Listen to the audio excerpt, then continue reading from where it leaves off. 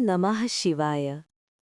श्री स्वामी समर्थांच्या चरणी वंदन करून आपण आज ऐकणार आहोत सनातन धर्माचा अमूल्य ग्रंथ श्रीमद भगवद्गीता. भगवद्गीता हा केवळ ग्रंथ नाही, तर जीवन जगण्याची कला आहे. सुख दुःख, धर्म अधर्म, कर्तव्य आणि मोक्ष यांचा सुंदर समतोल म्हणजेच भगवद्गीता. भगवद्गीता कशी निर्माण झाली?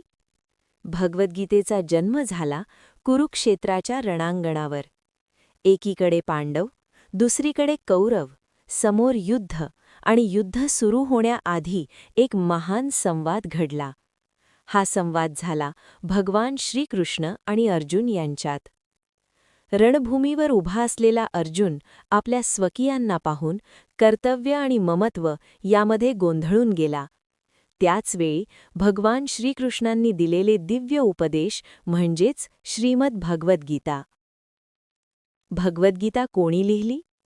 भगवद्गीता सांगितली भगवान श्रीकृष्णांनी आणि ती लिहून ठेवली महर्षी वेदव्यासांनी. भगवद्गीता महाभारताचा एक भाग असून यामध्ये 18 अध्याय आणि 700 श्लोक आहेत. भगवान श्रीकृष्णांनी भगवद्गीता का सांगितली? भगवान श्रीकृष्णांनी गीता सांगितली कारण मनुष्य कर्तव्यापासून पळू नये, कर्म करताना आसक्ती ठेवू नये, धर्मासाठी उभे राहावे, आत्मज्ञान प्राप्त करावे आणि जीवनात समत्व ठेवावे. भगवद्गीता आपल्याला शिकवते, कर्म करा, फळ ईश्वरावर सोडा. भगवद्गीता पहिला अध्याय, अर्जुन विषाद योग. पहिल्या अध्यायाचे नाव आहे अर्जुन विषाद योग. या अध्यायात अर्जुनाची मानसिक अवस्था वर्णन केली आहे. पहिल्या अध्यायाची कथा. अर्जुन भगवान श्रीकृष्णांना म्हणतो, हे कृष्णा, माझे हात थरथरत आहेत, मुख कोरडे पडले आहे, शरीर कांपत आहे.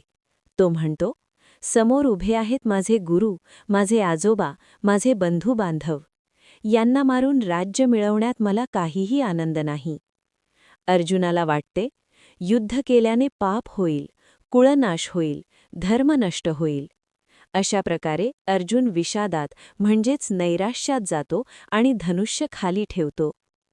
पहिल्या अध्यायाचा संदेश. पहिला अध्याय आपल्याला सांगतो, संकटसमयी मनुष्य डगमगतो, भावनांमुळे कर्तव्य विसरतो, पण योग्य मार्गदर्शन मिळाले तर जीवनाला नवी दिशा मिळते. याच विषादातून पुढे श्रीकृष्ण अर्जुनाला ज्ञान, कर्म, भक्ती आणि मोक्षाचा मार्ग दाखवतात. समाप्ती. भगवद्गीता आपणास जीवनातील प्रत्येक प्रश्नाचे उत्तर देते. पुढील व्हिडिओमध्ये आपण ऐकणार आहोत.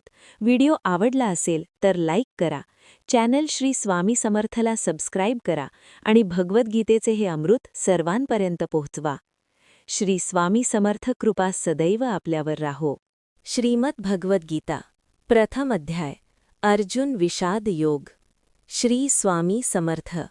श्री गणेशाय नमः. नमस्कार भक्त हो. श्री स्वामी समर्थांच्या चरणी कोटी कोटी प्रणाम.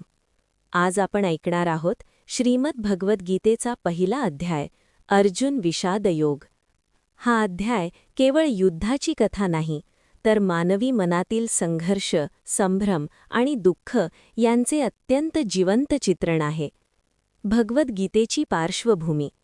कुरुक्षेत्राच्या पवित्र भूमीवर पांडव आणि कौरव यांच्यातील महाभयंकर युद्ध सुरू होणार आहे.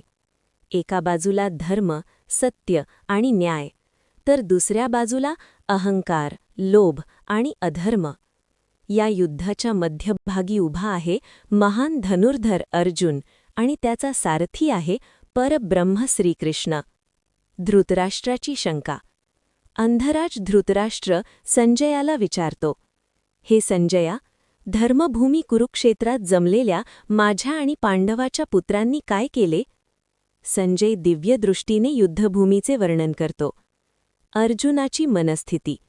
अर्जुन श्रीकृष्णाला म्हणतो, हे केशवा, माझा रथ दोन्ही सैन्यांच्या मध्ये उभा करा.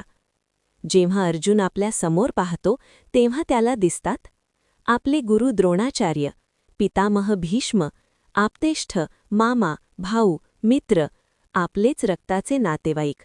हे पाहून अर्जुनाचे मन विचलित होते. अर्जुन विषादात बुडतो. अर्जुन म्हणतो, हे कृष्णा, माझे हात थरथरत आहेत, मुख कोरडे पडले आहे, शरीरात कंप सुटत आहे, गांडीव हातातून निसटत आहे. तो पुढे म्हणतो, आपल्याच लोकांचा वध करून मला राज्य, सुख किंवा विजय नको आहे. अर्जुनाचे तत्वज्ञान. अर्जुन विचार करतो, कुलनाश झाला तर धर्म नष्ट होतो, धर्म नष्ट झाला तर अधर्म वाढतो, स्त्रिया भ्रष्ट होतात, समाजाचा ऱ्हास होतो. तो म्हणतो, हे माधवा, अशा पापाचे फळ मला नको. ओम. अर्जुनाचा शरणागतीचा क्षण. अर्जुन पूर्णपणे खचून जातो. त्याचे धनुष्य खाली पडते. तो रथावर बसून म्हणतो, मी युद्ध करणार नाही. याच क्षणाला अर्जुनाचा अहंकार संपतो आणि शिष्य जन्माला येतो. अध्यायाचा सारांश. पहिला अध्याय म्हणजे अर्जुनाच्या विषादाची सुरुवात. हाच विषाद पुढे भगवद्गीतेच्या दिव्य उपदेशाचे कारण बनतो. दुःखातूनच ज्ञानाचा उदय होतो. नमस्कार मित्रांनो, आपण सर्वजण जीवनात कधी ना कधी अर्जुन बनतो. संशय, भीती, मोह यात अडकतो. आणि अशावेळी आपल्याला गरज असते एका श्रीकृष्णासारख्या गुरूची. श्रीकृष्णार्पणमस्तु. श्री स्वामी समर्थ.